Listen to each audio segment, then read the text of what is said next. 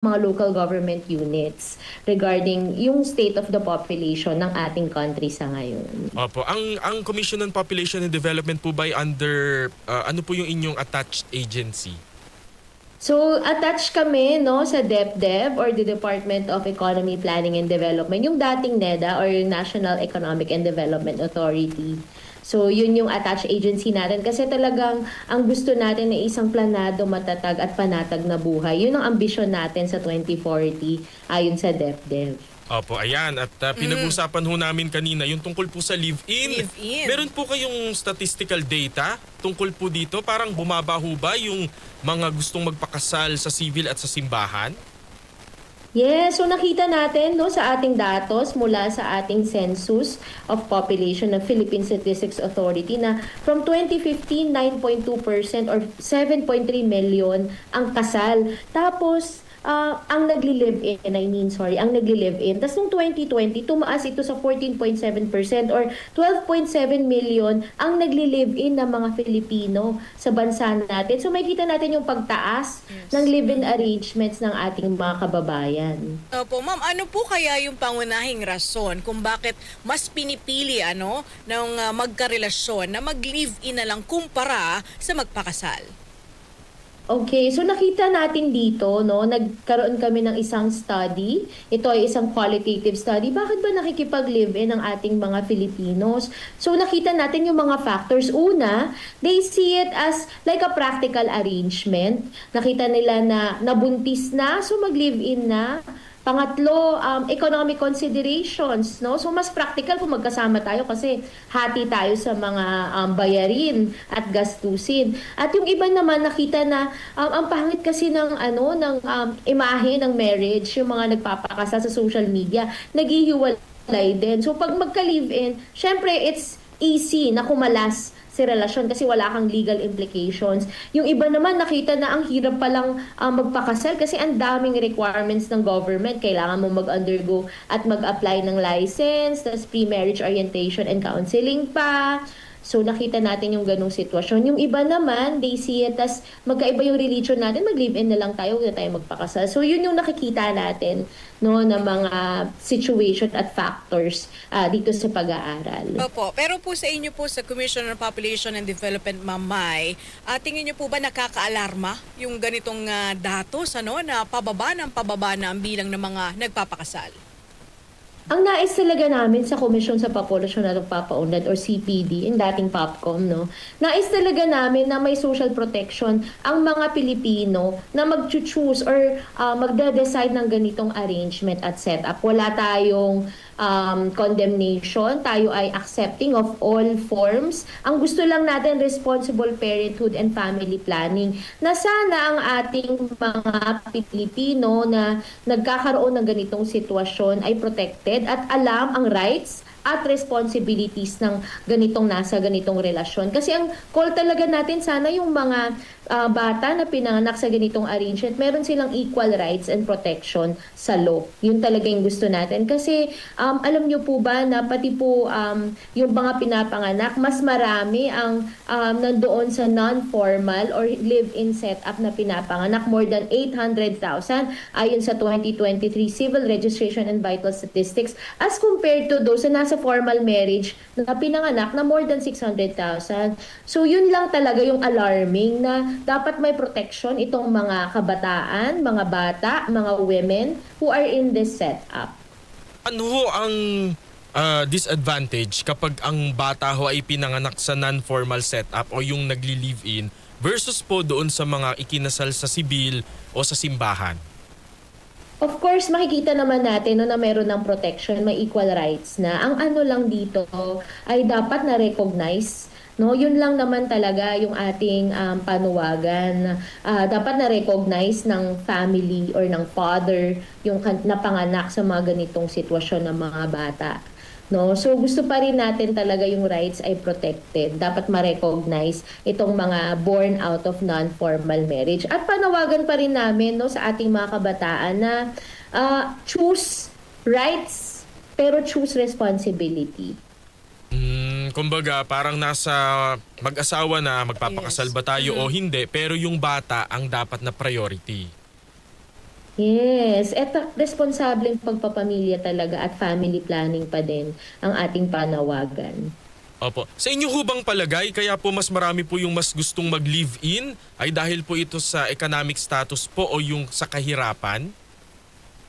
Nandito po sa study natin lumabas yun na yung economic practicality ay isa sa mga factors kung bakit nagli-live-in yung ating mga Pilipino, na mas maganda kasi magkasama tayo, so hati tayo sa mga gastusin, hati tayo sa mga responsibilidad.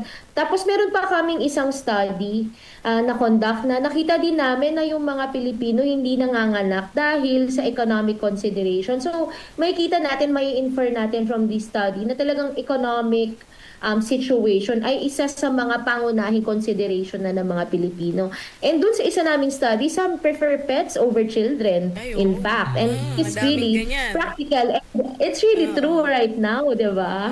Actually, ma'am, may susugan ko yung sinasabi mo. Sa mall, dati pag nakita ka ng stroller, ang sakay baby. Ngayon, pag nakita mo yung stroller, aso. O kaya pusa yung sakay, di ba?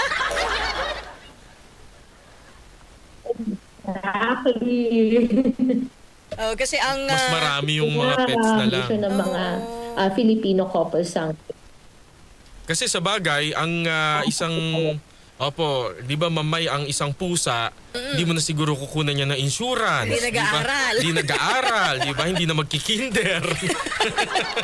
Saka hindi yan nagpupunta yung sa economic investment and at the same time yung emotional investment, kasi once na nagkaanak ka, ang daming rights and responsibilities that you have to fulfill, no? As compared to the pets. Pero ang alam ko, magastos na rin ang mga pets ngayon, di ba? Yes. For the vaccine and all these things na kailangan nila. Oo. Pero parang nakaka-alarma din yung ganung mentality ng mga couple ngayon, Miss Maya, no, na pinipili na lang yung mag-alaga ng pets over magkaanak. Yes, ma'am. Actually, alam niyo po ba na ang replacement level natin or ang mga pinapanganak ng mga Pilipino ay below 2. So, ibig sabihin, yung mother and father sa population hindi na napapalitan.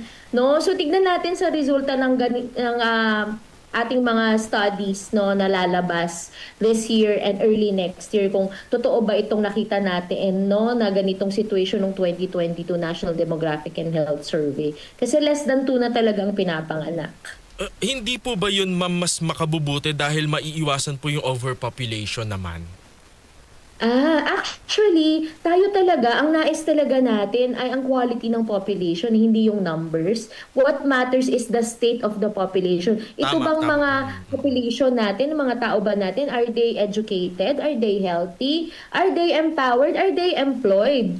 No, to support ang ating population. Yun talaga yung concern natin, hindi yung numbers. It's the quality of the people, not the numbers. Tama po. That makes sense. Kasi kumbaga, marami man yung tao mo sa isang bansa, pero lahat naman nakapag-aral, lahat ay maganda yung trabaho, may kinakain.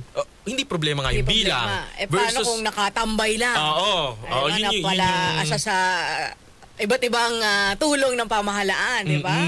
Asa-asa. So, yun talaga yung nakita natin, no? Kaya ang panawagan natin, social protection, no? If you choose to be in a cohabiting relationship or live in arrangement, yung responsibility at rights mo dapat protected. No, wala tayong condemn. We accept families of all forms, pero young people, as I've said, for rights, no, but responsibilities very important. Miss Mai, tingin nyo mas tanggap na ang live-in setup ngayon? Kasi 'di ba alam nyo yung ating bansa conservative, 'di ba? Tapos di umano. Di umano. Kaya may ganun tayo. Tapos 'di ba parang tayo family oriented, 'di ba? Nakita po natin, no, doon sa mga studies, doon sa mga sinabi ng ating mga tinanong, accepted mas accepted sa ngayon according to the study, kasi meron pa nga doon, no, na napapakita na yung parents pa ang more accepting of this relationship, at yung iba pa sinabi na sige, magsama na kayo para makita natin in the future kung magwo-work ito, at lalo na kung na-pregnant na, no, or nabuntis na yung nandun sa setup na yun, yung parents na mismo ang nagsasabi na magsama na for this. Yun yung mga nakita natin sa qualitative study. So, we can infer that Filipinos are still more accepting na of the family forms no, of all arrangements na pinipili ng ating mga kababayang Pilipino. Opo. Sige, partner. Hindi, lilipat sana ako sa ibang paksa pero kung meron kang follow-up. Paano naman halimbawa, Miss Maya, no, yung epekto naman ito sa ating mga younger generation and generation. Siyempre yung parang, kumbaga parang wala ka ng tamang, yung modelo. Siyempre, di ba, kapag iba talaga, pagkasal, si mommy at daddy, di ba, kumpara versus dun sa live-in status. Yes, yun lang din ang ating kailangang tignan. Kasi gusto natin yung mommy at daddy talagang nasa formal marriage. Yun ang ideal, no? Na yung ating mga young people should see it as a form of, this is sacred, yung marriage. So kapag kakasal ang dalawang tao, no, mas mahirap yung paghihiwalay, so mas buo ang family. So yun talaga naman din ang ating core message pa din sa ating mga kabataan na you choose, malaya kayong maging kung sino kayo, pero no, yung nararapat dapat ang inyong mga piliing path. No, always protection, no? Protection ninyo ang napaka-importante. Ma'am, ito may katanungan lang tayo. Paano daw po yung may trauma o yung may masamang karanasan? Kasi syempre sa family. Oo, 'di ba? Tsaka ikaw mismo halimbawa, niloko ka nung kasintahan mo. Nagkaroon ka ng panibago. Parang may trust issue ka na ba na parang ayaw ka na magpakasal kasi baka ulitin na naman niya. Yung mga ganun po. Tama kayo, Miss Angel. Lumabas nga rin yan sa isa sa mga nabinasa ko noon, yung resulta ng study, yung mga sinasabi no, ng ating mga na study. Sinabi din nila yan na nakakatrauma din rin kasi. So, mas maganda na lang na hindi tayo kasal or hindi legal ang pagsasama para madaling kumalas. Yun ang word. Madaling kumalas daw. No, dahil nga may relationship trauma din. Ano rin siya, effect din ng exposure sa family. May family trauma din. Kaya nagkaganon na nag-choose na lang na wag na magpakasal pero mag-live-in na lang for trial kung magkasundo ba talaga tayo para madali maghiwalay just in case. Trial and error pala ito, Miss Mai. Ma'am, napag-uusapan na rin ho natin yung kasal. Meron ho kasing study from Archipelago Analytics na yun daw yung mga Gen Z, yung mga bagets natin, 13 to 28, gusto naman ho nilang magpakasal pero after the age of 35 pa. May ganun ho ba kayong parang findings po dun sa inyong mga pagpanayam po sa mga inyo pong mga respondents? Miss Mai? Ay baka nagkakaproblema lang yung ating signal sa ating Zoom. Kasi yung partner yung sinasabi mo after 35 pa. Kasi siguro yung mga kabataan ngayon, mas binibigyan nilang prioridad. Ay, ayun na si Mamay. Hi, Ma'am, sorry po, naputol ho tayo. Pwede ho bang paulit po nung inyong sagot po? O sige, makikipag-communicate tayo sa dating POPCOM, ang Commission on Population and Development, para maayos po natin yung ating linya. Baka yung ating internet connection. Iyon. Ayun nga partner, siguro kasi dahil career-oriented. Ano nga po muna, pa-off po muna nung static. Ulitin na lang natin. Okay, Ayun partner, baka kasi mas career-oriented. Ang mga bagets? Oo. Siguro parang, parang saka na lang ako magpapakasal pagka ano na. Oo. Katulad ko, ako kasi 30, kinasal? 30, 31. 35. Kala ko 35? Kala ko 31 ka pa lang. Ano ba? Diba? Diba, kumpara talagang kumbaga parang hindi na ganun ka-priority. Yung pagpapakasal. Kasi nga, syempre, unahin mo yung career mo. Diba, yung pamilya mo, lalo na kung breadwinner ka siguro. Yes, ayun nga yung sasabihin ko sana. Paano kung halimbawa yung isang Angel Ronquillo, Miss Angel Ronquillo noon. Diba, alam mo yun, parang ikaw yung inaasahan sa pamilya. Yes, ikaw yung parang may papaaralin pang kapatid, diba? Etc. Uunahin mo pa ba yung kasal versus sa pangangailangan ng pamilya mo? Parang sasabihin, okay naman kami ng boyfriend o girlfriend mo na parang hindi pa kasal, okay naman kami. Makapaghintay naman yan. Makakapaghintay. Kaso minsan sa sobrang tagal, na nawawalan ng gana. May mga ganyan tao, partner. Yung parang halimbawa, sobrang tagal nyo na magkarelasyon. Hindi nyo lang napag-uusapan, pero yung isa sa inyo nag-aantay na kung pwede na ba mag-settle down. Kaya yung iba pag ganyan, yung parang yung tugon ng partner nila parang hindi pa ako handa, naghahanap ng iba. Ay. Diba? Lalo na kapag nandun ka na sa marrying stage mo, yung nasa edad na 35, yung petsa de peligro. Nakakalungkot. Petsa de peligro. Yung patanggal ka na, ay wala ka na sa kalendaryo. Wala ka na sa kalendaryo. May ganun kasi. Alam ko. Ayan na. Teka, nagbabalik. Si Miss Mai Kiray, siya po ang Division Chief of the Information Management and Communications Division ng Commission on Population and Development. Ma'am, tinatanong ho namin kanina kasi yung dun ho sa isang datos, no, yung mga kabataan ho, aged 13 to 28, nung tinanong sila, anong edad mo gustong magpakasal? Willing naman daw sila magpakasal pero at the age of 35 pataas. Miss Mai? Yes. Kayo? Can you hear me na? Apo. Ayan. So, I think, no, that study holds water. It's true. Kasi sa ating mga pag-uusap, no, pakikipag-usap doon sa study natin, yung iba naman talaga, they wanted na pag-stable na lahat. No, yung economic consideration pa rin ang primary at key, no, sa ating mga young people. At sa ating mga pag-uusap din sa ating mga young people, ang nakita namin is gusto nila magpakasal pero surprisingly yung pagpapaanak or pag-anak, yun yung medyo hindi sila sigurado.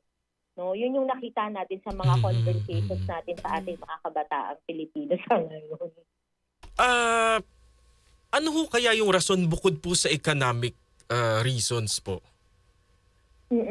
Etong mga young people natin, ang kanilang unang gustong gawain, no, ay talagang yung kanilang sariling growth and development. Yun yung nakikita nating trend.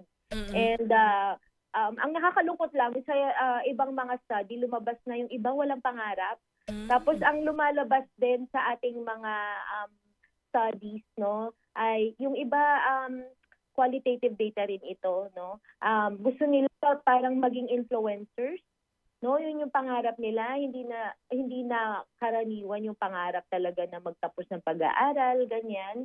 No, so ang gusto natin mga kabataan is to choose wisely or balaya akong maging. Yan talaga yung core message natin sa mga kabataan natin sa ngayon. Opo, kasi obviously no, mas may pera po kapag ka naging matagumpay ka sa social media, yung nagpapatawa ka o meron kang ganitong influencer, etc. 6 digits ba naman ang agad-agad. Kita dyan, partner? Versus sa papasok ka ng 8 hours a day. Magko-commute ka, di ba? Magko-commute ka pa. Ulan umaraw, kailangan mong mamasahe, di ba? Oo.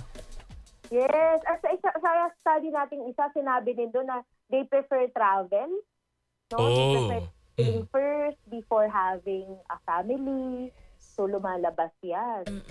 So talagang personal growth yung ibang ating mga kabataan. At yung mga kabataan kasi natin ngayon, no, next to none, social media talaga ang source of information nila on sexuality and reproductive health ayon sa Young Adult Fertility and Sexuality Study. So, itong mga studies natin nagko-complement, nagdodraw siya ng picture ng ating kasalukuyang henerasyon ng ating mga young people sa ngayon. Opo. Ito naman ho ay opinion nyo lang po, no, yung hihingi namin, pwedeng sagutin nyo po o pwedeng hindi.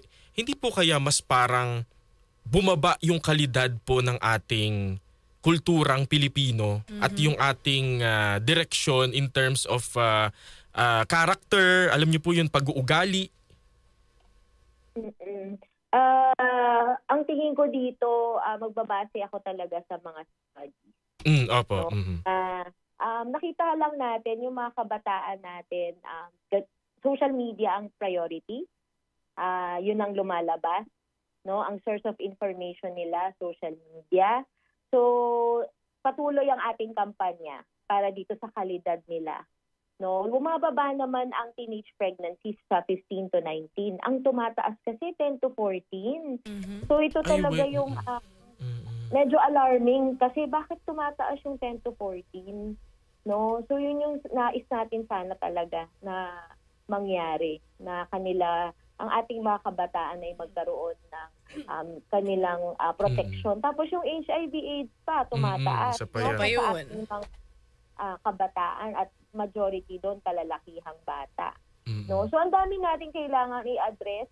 Kaya sa pakikipagtulungan ng Department of Education, kailangan nating start them early. And also, ang panawagan din talaga namin, parents should be the primary source of information ng ating mga kabataan on anything in this life, lalo na sa sexuality at reproductive health. Sa mga ganyang trend po no, ng mga pag-uugali ng ating mga kabataan, Miss Mai, tingin nyo sa mga susunod na panahon, henerasyon, hindi na ba talaga sila magpapakasal? Yung talagang live-in na talaga, hindi na mauuso itong kasal? Sa ngayon kasi yung trend natin, nagko-confirm ng ganito At nakita din natin no, sa Young Adult Fertility and Sexuality Study, madami young people ang nakikipag-live-in. No, na age 15 to 24. So kita talaga natin from that no na looks like may trend itong ating mga young people. Actually, ang data no sa Young Adult Fertility and Sexuality Study, 12% ng youth age 15 to 24 are living in or cohabiting. So may ganito na tayong nakikita. Hindi po kaya dahil sa yung henerasyon po ngayon versus sa mga henerasyon ng mga nanay, lolo, lola natin, hindi na rin nagsisimba? Oo. Can you repeat yung question po? Opo, hindi po kaya dahil po yung mga makabagong henerasyon po medyo duda na rin sa pagdalo sa kanilang mga church, simbahan, versus po nung panahon ng mga lolo-lola natin, nanay-tatay na talagang parang, hindi, kailangan kasal muna kayo. Bago magsama. Oo, may mga ganun Kaya meron din tayong call no for the religious sector to step in. Kasi I think may need na din talaga for our religious leaders to also step in and educate our young people regarding these things. Na kailangan i-educate natin yung mga kabataan na i-protect mo yung sarili mo pero at the same time i-value natin yung mga binavalue yung mga values that we hold dear as Filipinos. At siguro po yung sabi niyo pong mag-step in na sila sa pamamagitan din ng social media na primary source ng mga kabataan ng impormasyon. Yes. Tama kayo dyan. Kasi nga talagang nagko-confirm yung data natin no na social media is really ang platform. And the war is in social media, kumbaga. No, the action is there because they're there. So, diba? Bakit tayo pupunta sa mga platforms na wala sila? Doon tayo pumunta kung nasan sila. Opo, kaya rin naman po ang POPCOM, dating POPCOM, o ngayon po ay Commission on Population and Development, ay very active din po sa posting sa inyong mga social media accounts. Yes. At meron tayo pong site, no? Aside from the Facebook ng Commission on Population and Development, meron tayong website sa mga nakikinig na young people at mga magulang, malayaako.ph. So doon yung mga tanong na hindi nyo matanong-tanong, maaari kayong kumuha ng information tungkol sa sexuality at reproductive health or sex at reproductive health na age appropriate. Kailangan yung ating mga magulang ay talagang i-guide ang ating mga kabataan kasi only 10% of Filipino parents discuss sex with their children. So nakakalungkot na dapat sila kasi ang primary. No, it could start as early as calling our body parts as they are, not bird, not flower. That's sex education in itself. No, and then habang tumatanda yung ating mga anak, no, i-educate natin sila about matters regarding their sexuality. Kasi dapat talaga parents are the first or the primary educators on sex. Tama naman yan kesa sa barkada sila, di ba? Siyempre lalo na yung mga lumalaki na mamay, talagang naku-curious yan, di ba? Marami silang gustong pagdaan, nasubukan. Oo, lalo na mga kabataan ngayon, Miss Mai, talaga mapupusok, di ba? Tama po kayo dyan, no? Kaya lalo na sa mga edad 10 to 14, yun talaga yung kailangan nating bantayan kasi yun ang tumataas ang pregnancy, ang early pregnancy. Kasi sa 15 to 19 bumababa. Salamat naman, di ba? Ang ating mga efforts ay nagkakaroon ng bunga. Pero yung 10 to 14, protektahan natin no, ang ating mga young people para hindi sila masadlak sa early pregnancy. Yung ating mga young people about HIV/AIDS na tumataas. So, kailangan malaman nila itong mga information na ito. Grabe yung 10 to 14. Parang ako, nung 10 ako, nagpapatintero lang. Oo, nagpipiko. Piko. Di ba, Chinese garter lang yung pinagkakabalahan ko noon. Tama po kayo dyan. Nakakalungkot, no, na isipin na nangyayari itong mga bagay na to. Pero kayo po sa media, napakalaki po, no, ng inyong influence para dito. Kaya nagpapasalamat kami dahil binibigyan nyo ng spotlight ang issue na ito. Okay, with that, ma'am, maraming salamat. Huwag kayo magsasawa, ha? Opo. Ito sa aming programa. Mabuhay po kayo. Mabuhay din po kayo at responsible parent to that family planning yan ang aming panawagan. Masayang pamilya. Opo, at saka pa shoutout daw kay Ma'am Jane Abelio from Commission on Population and Development. Miss Jane, yes Opo, po. ayan, pa shoutout daw po, nakikinig po sila ngayon. Maraming salamat. Shout out sa aking kaibigan na si Jane. Ayan, salamat po, ma'am. Thank you, ma'am. Mabuhay po kayo. Mabuhay po. Maraming salamat at masayang pamilya. Masayang pamilya, tsaka yung website nila, yung Malaya Ako PH. Ayan, Visit salamat. nyo yan, ha? Especially sa ating mga kabataan, di ba? Thank you po. Ang nakasama ho natin ay si Ms. Mai Kiray. Siya po ang Division Chief ng Information Management and Communications Division ng CPD, Commission on Population and Development. Maraming salamat po. Yung mga komento ho ninyo, yung inyong mga opinion sa ating pinag-uusapan, yung iba ho kasi baka nagagalit na parang, hindi, dapat magpakasal pa rin. O yung iba, pabor naman din sa live-in. Yan. Diba? Text po kayo o tawag ang ating text line. Ulitin ko po, 0961-630-7106. O kaya po ang ating landline ay 882-2376. O kaya pa ay 882-2378. Ay, bukasin po ating Facebook at ang YouTube. Search na lamang po ang DZXL News. Yan ay babasahin natin isa-isa. Mamaya mga kasama sa pagbabalik nating programa, ang Say ng Taong Bayan, Alams na! Oras, 9:43. Ang time check na ito ay hatid sa inyo ng Land Bank. Your future powered by Land Bank. That news was brought to you by ACS Manufacturing Corporation, ISO certified world-class quality. ACS. Throughout the years of being a broadcast journalist, I stay true to my principles and stand for the truth. Ako si Cheryl Quasim, news anchor and TV host. Mahalaga ang tunay, just like MX3 capsule. Tested and proven na may alpha, beta at gamma mangosteen. May seal of quality excellence pa with proper diet and exercise. MX3 capsule, dito ako bilib. Mahalagang paalala, ang MX3 capsule ay hindi gamot at hindi dapat gamiting panggamot sa anumang uri ng sakit. MX3, tested and proven with alpha, beta at gamma mangosteen.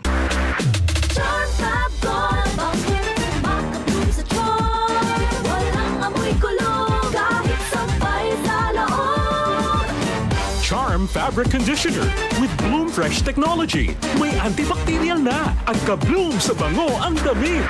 Charm Fab Gold, makabloom sa charm. Walang amoy kulong, kahit sampay sa loob. Makabloom sa charm. Charm Fabric Conditioner, manufactured by ACS Manufacturing Corporation, ISO certified, world-class quality. ACS. Santon Plus Herbal Capsule. Ako si Jessa, 25 years old. Dati may leukemia ako. Kasabay sa pag-take ko ng aking mga gamot, ang Santon Plus Herbal Capsule. Ang laking tulong talaga ng Santon Plus. And finally, I'm a leukemia survivor. Santon Plus. Mabibili sa mga butika. Goodbye to me, Masya. Hello, bright bar blue. Isang labanan yan. Bright bar blue. Pride Bar Blue with powerful stain-away enzymes. Malupit magtanggal ng dumit mancha pero di masakit sa kamay. Goodbye to me, Masya. Hello, bright bar blue. Isang labanan yan. As tested ang cotton and polycotton. Sa mancha, malupit. Sa kamay mo, mabait. Pride Bar Blue. Manufactured by ACS Manufacturing Corporation. ISO certified. World-class quality. ACS. Santon Plus Coffee Mix. Ako si Lizette, isa akong diabetic patient kaya medyo maraming bawal. Isa na dito ang kape pero hindi ang Santon Plus Coffee Mix. Kakaiba to dahil ito ay may soya, lunggay at santol na maganda sa kalusugan. Santon Plus Coffee Mix. Kape na, gamot pa. Mabibili sa mga butika. Mula sa #1 Smart Dishwashing Paste. Tanggaling-galing mo! Smart Dishwashing Paste ko. Pritong ulam na masebo, plato at kaldero. Tanggaling for every day. Ganyan pag Smart ang dishwashing paste. May double tanggaling formula. Tanggal galing ang sebo at bakterya. Pahit para walang bahid, linis fantastic sa metal at plastic. Number 1 ko to. Tanggaling-galing mo, Smart dishwashing paste. Heavy duty linis bawat pahid. Smart dishwashing paste, manufactured by ACS Manufacturing Corporation. ISO certified, world-class quality. ACS. Maglaro sa Bingo Plus app para tuloy-tuloy ang premyo at saya. At malay mo mapanalunan mo pa ang jackpot prize sa first online live stream bingo sa Pinas. Bingo Plus. Bingo sa saya plus sa panalo. Gaming for 21 years old and above only. Visit pagcor.ph/regulatory or email keepitfun@pagcor.ph. Game responsibly. Keep it fun. Download Bingo Plus app now on Google Play and Apple App Store for a chance to win up to 935 million pesos jackpot prize. Visit bingoplus.com to learn more. With Bingo Plus, bingo sa saya plus sa panalo. Gaming for 21 years old and above only. Game responsibly. Keep it fun. Santon Vitamin C, ang alkaline no vitamin C. Ako si Yvonne, isang estudyante. Laki ang pasasalamat ko sa Santon Vitamin C. Pagbuklat ko pa lang ng module ko dati, inaantok na ako. Sa ngayon, araw-araw na akong ganado at always alert. Santon Vitamin C, ang alkaline no vitamin C. Mabibili sa pinakamalapit na butika sa inyong lugar. DCXL News, ang himpilan ng RMN. Bukas ang usapan, klarong talakayan, sina Angel Garcia at Sander Cayabyab sa Ang Say ng Taong Bayan. Ang Say ng Taong Bayan, alams na dito sa DCXL News, 558 kHz, RMN Manila. DCXL, Radyoman, Report.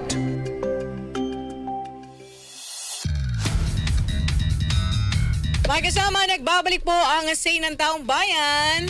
Alams na! Ay, tanggap po na tayo na isang nagmamadaling flash report mula kay Excel Radyoman Gerald Ulep. Gerald.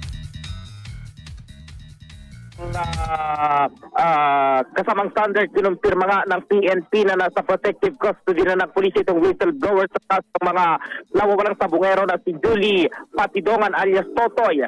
Ayon kay PNP Chief Police General Nicolas Torre III, ito ay para masiguro ang kaligtasan ng whistleblower. Nangangamba kasi sa buhay itong si alias Totoy matapos idawit itong kilalang negosyanteng si Charlie Atong ang sa kaso. Sa ngayon, nag-a-apply na raw itong testigo sa Witness Protection Program ng Department of Justice. Pakinggan natin si PNP Chief Police General Nicolas Torre III. Hindi lang sa lake ang disposal. May mga areas pa. At yan naman ay mga ini-examine na namin. Hindi lang natin pinipreempt para to preclude yung, you know, alam mo na, yung ma-preclude yung pag may mga tao apektado dyan gagawa rin siyempre ng paraan yan na ipigilin ang efforts ng police. Yan si PNP Chief Police General Nicolas Torre III. Kasama mo sa Quezon City, Radyoman Gerald D. Ulep, Tatak RMN, DZXL 558. DCXL, Radyoman, Report. Ang Say ng Taong Bayan. Ang Say ng Taong Bayan. Alams na dito sa DCXL News, 558 kHz, RMN Manila.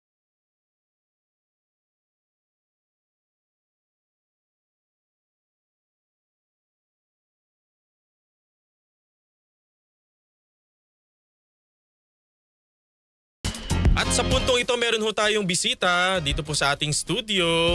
Magandang umaga po sa inyo, sir. Good morning din po. Para sa mga nanonood sa atin sa social media, wala hong ano dito baka inisip nyo na sinusugod na kami ng may balikatan na extra. Sino po ang ating mga guest ngayon? Yes, ako po si Seaman First Mark Jade A. Autencio, Philippine Navy. And sa ngayon po ay ongoing po kami nag-OJT dito sa radio station. Ayun. Welcome po sa aming himpilan. Yun po, thank you po sa pag-invite sa amin. General Atencio. Bigla nag-general agad din. Ano po ba ang inyong opinion tungkol po dito sa live-in o kasal? Ang opinion ko po dyan, sir, is lalo kung siyempre Christian po tayo, is hindi po ako pabor doon sa mga nagli-live-in. And siyempre, dapat po talaga, mauna po talaga yung kasal bago po magsama talaga yung, syempre yung itinadhana ng Diyos. Tsaka sa inyo din po ata, no? Bilang isang uniform person. Bawal ba? Bawal ba sa inyo yung magsama muna? Kailangan kasal? Opo, syempre po bawal po yun na hindi nagsasama po ng hindi kasal, lalo po na sa service kami kasi po na against po siya dun sa moral values po ng organization po namin. Opo. Ang inyo pong kasama ay mamaya na po natin tatanungin, ma'am ha. Opo. Kasi nasa linya na po ng telepono. Thank you sir ha. Si General Autencio. Pinromote agad na. General agad. Oo, ayan. Makakausap po natin si Father Robert Reyes. Siya po ay convener ng Clergy for Good Governance at isa rin pong social activist. Ayan, magandang umaga po. Father Robert, si Xander po ito at si Angel. At Angel at si General, anong pangalan ni General? Opo, Autencio po. Autencio, opo, General. Seaman first class daw po eh. Opo, ayan. Seaman, opo. Father Robert, namimiss namin kayo ah. Oo nga, long time no hear at long no see. Nagpapahinga lang po at ako'y kababalik ko lang from Spain, yung Camino de Santiago, yung mahabang lakad. Opo. Pero babalik na po eh.